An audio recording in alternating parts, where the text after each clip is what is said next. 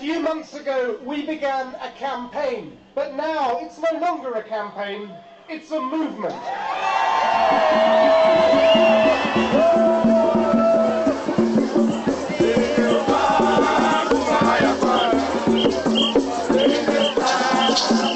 Those who come here seeking asylum have often fought the brave battle for freedom, human rights, democracy in their own countries.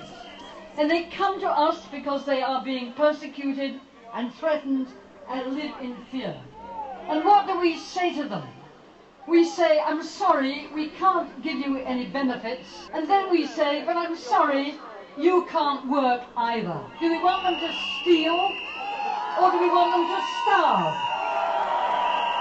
There are at least 500,000 irregular migrants in the UK today, and it would take 25 years to deport them all. That would cost billions of pounds. Many people can't return home for fear of persecution, or worse. The government already lets these people come and work. The government lets that, okay? If they wanted to stop this, they could stop it tomorrow.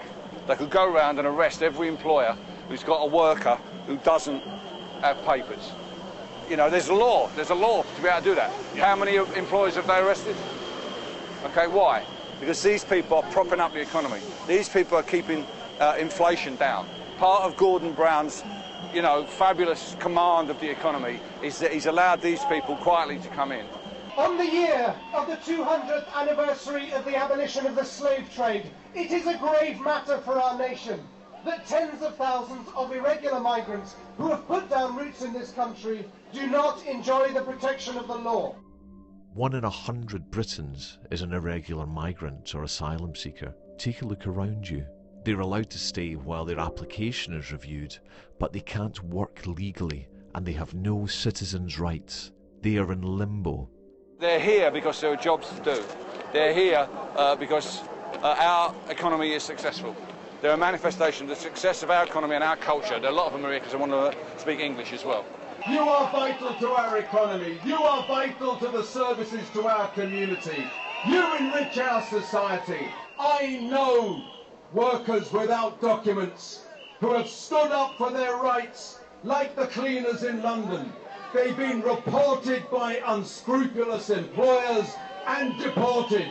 That is wrong. These are decent men and women, those undocumented workers. 340,000 in London alone. So let's see regularisation so that those good men and women can emerge out of the twilight world of exploitation, fear and insecurity to join the rest of our citizens in building this country.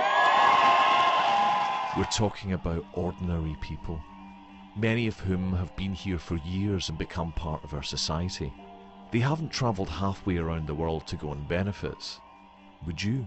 Immigration is controversial. People have strong feelings about it because it awakens all kinds of other fears and issues.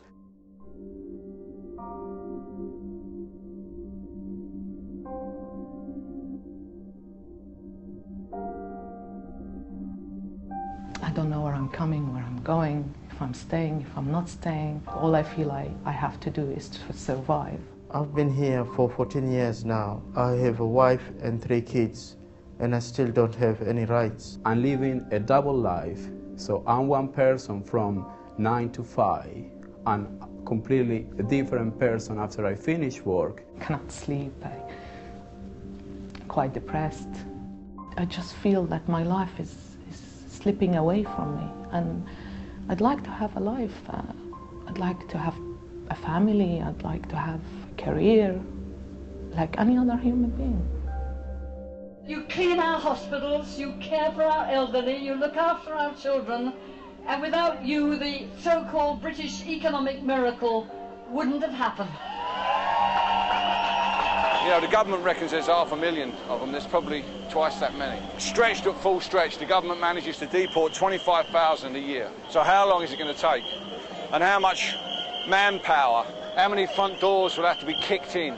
How many of friends of your children will have to be taken from their schools and put on a plane and sent back to a country they've never been to? What will be the social cost of that to the country? Compared to the economic gain? Forget it. It's not going to happen.